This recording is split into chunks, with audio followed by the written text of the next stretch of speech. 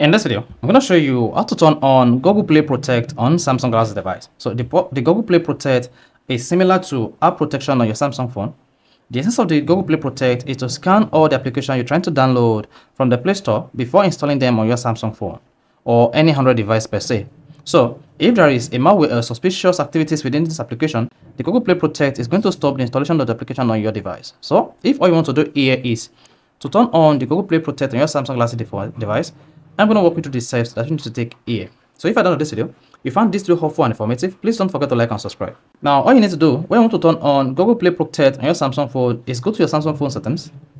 On the settings page, just scroll down and click on security and privacy or biometrics and privacy depending on the type of Samsung device you are using or Samsung OS you have installed on your device. Click on that and then come to app security and click on that. You should see turn on Google Play Protect. If it is turned off, then click on app security.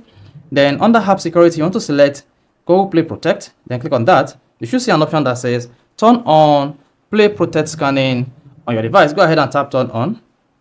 So once you click on the turn on button, just hang on. Then you should see the Google Play Protect trying to scan all the applications you have on your Samsung Galaxy device and see if there is any malware or virus attack on any of the applications. Then there you go. If you hit the scan button, this is going to scan your application. Now clicking on the settings icon at the top right, we give you access to setting up the Google Play Protect on your Samsung phone. You can see if this is disabled, the Google Play Protect scan will be turned off. Then you'll be prompted to confirm with your PIN, fingerprint, or whatever option you use.